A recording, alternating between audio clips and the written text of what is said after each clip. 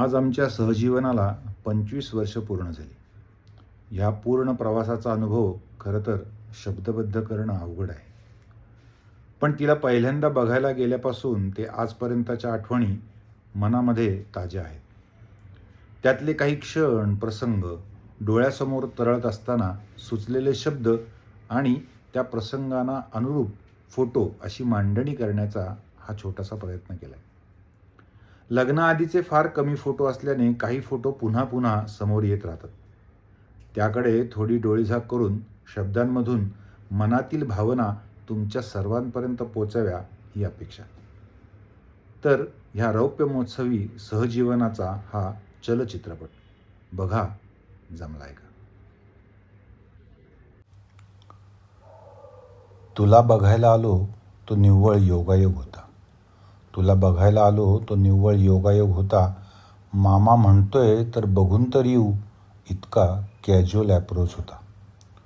तू जेव्हा सामोरी आली तसा मात्र सावरून बसलो. तू जेव्हा सामोरी आली तेव्हा मात्र सावरून बसलो. तुला निरखून पाहण्यातच घडून गेलो. बोलणं काही फारसं झालं नाही, पण हृदयाच्या तारा छेडल्या गेल्या. तुझा होकार येईल का नाही या विचारात अनेक रात्री मी जागून काढल्या. दिवसच नाही तर महिने लोटले. मला वाटले आता काही होकार येणार नाही. दिवसच नाही तर महिने लोटले. मला वाटले आता काही होकार येणार नाही. छेडलेल्या तारा तुटल्या, आता सूर काही जुळणार नाही. अन तो दिवस उजाडला जेव्हा फोनच्या तारेने कळवलं. जसं मला कळलं तसं सर्वस्व मिळाल्यासारखं वाटलं. घरी आलीस तेव्हा कोण आनंद झाला. मोजक्याच संभाषणातून परिपक्वतेचा भास झाला. उद्याचे दिवस थांबशील का ह्या प्रश्नावर थेट उत्तर टाळलं. दुसऱ्या दिवशीचं आमंत्रण मात्र शिताफीने घरच्यांमार्फत दिलं. तू गेलीस लोकलमध्ये बसून, पण रुळावरून गाडी मात्र माझी घसरली. तुझ्यानी माझ्या भेटीचीच स्वप्न मी रात्रभर रंगवली.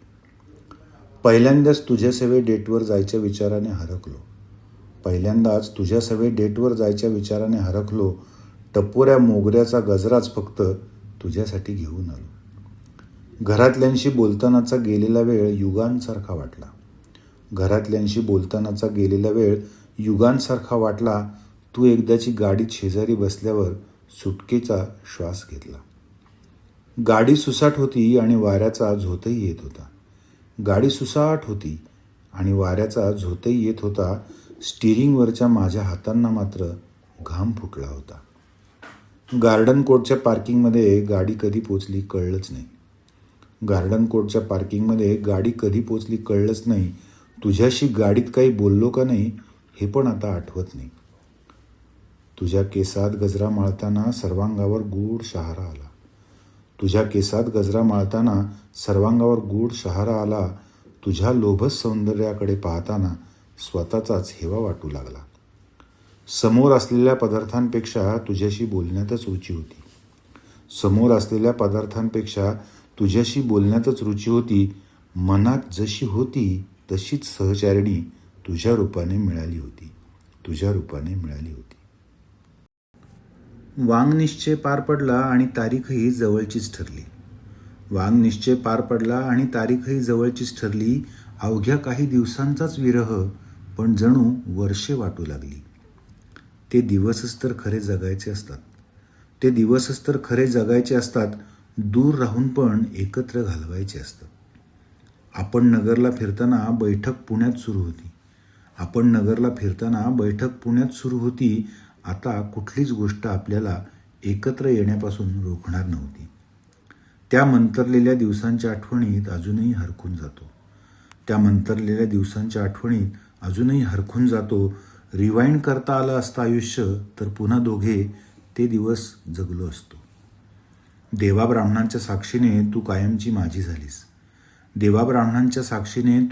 माझी झालीस. तुझ्या सोन्याच्या पावलाने लक्ष्मी बनून आलीस. यशाच्या पायऱ्या चढताना नेहमीच साथ दिलीस. यशाच्या पायऱ्या चढताना नेहमीच साथ दिलीस. कधी हट्टी, कधी अल्लड, तर कधी समजूतदारपणे पण वागलीस. तू जशी लक्ष्मी तसा गोड बाळकृष्ण पण अंगणात रांगू लागला. तू जशी लक्ष्मी तसा गोड बाळकृष्ण पण अंगणात रांगू लागला. त्याच्या पायगुणाने यशाचा जणू दुसरा दरवाजाच उघडला. लेकाच्या सुखासाठी गृहिणीच राहण्याचा निर्णय तू घेतला. लेकाच्या सुखासाठी गृहिणीच राहण्याचा निर्णय तू घेतला. मात्र वेळेला घर सांभाळताना व्यवसायाला पण हातभार लावला. छोटंसंच घरकुल आपलं, पण तुझ्या नेटकेपणाने प्रसन्न राहायचं. येणाऱ्या जाणाऱ्यांना आनंदाने सामावून घ्यायचं. सुखाची जशी उधळण झाली तशी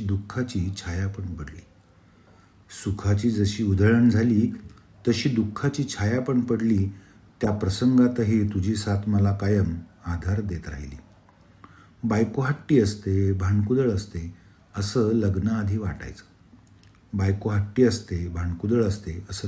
वाटायचं. ह्या अंधश्रद्धा कोणी पसरवल्या त्याला मात्र आता धरून चोपावंसं वाटायचं. हट्ट केलाच नाहीस इतकं खोटं मी बोलणार नाही.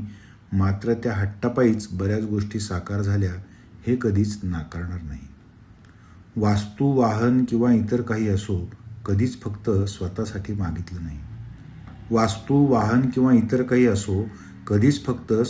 मागितलं नाही. आपल्या घरासाठी घेताना मात्र कधी माघार घेतली नाही. गृहलक्ष्मी का महत्वाची हे मला पदोपदी कळतं. सगळ्यांचंच नशीब इतकं सॉर्टेड नसतं. तुझ्यावर असलेल्या अन्नपूर्णेचा आशीर्वाद ही मात्र माझी पुण्याई बरं का.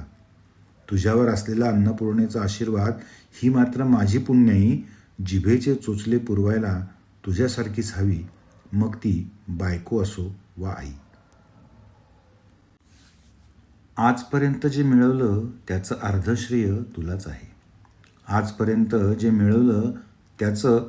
श्रेय तुलाच आहे. पूर्ण दिलं असतं ग, पण मला अर्ध दिलं तरी तुलाही ते आवडणार आहे. व्यावसायिक पातळीवर दिली तशी सामाजिक कार्यातही तुझी साथ होती. माझ्या आनंदातच स्वतःचाही आनंद शोधत होती. स्वतः मिरवून मोठेपणा घेणं तुला कधीच जमलं नाही. पण तुझ्या कामात मात्र तुझा हात कोणीच धरू शकणार नाही. तुझं अस्तित्वच माझ्या सर्वस्वाचा गाभा आहे. तुझा हात हातात आहे, म्हणूनच मी घट्ट पाय रोवून उभा आहे. आज आपलं नातं चक्क 25शीत आलं. कसं काय ग तू मला इतकी वर्ष सांभाळलं? शब्दांना सुरांची लाभता साथ सुरेल गीत होते. तू सवे असता आयुष्याचे जीवन गाणे होते. वर्ष सरली कितीही तरी काय फरक पडणार आहे. प्रथम तुझं पाहता वेडावलेला जीव तसाच वेडा राहणार आहे.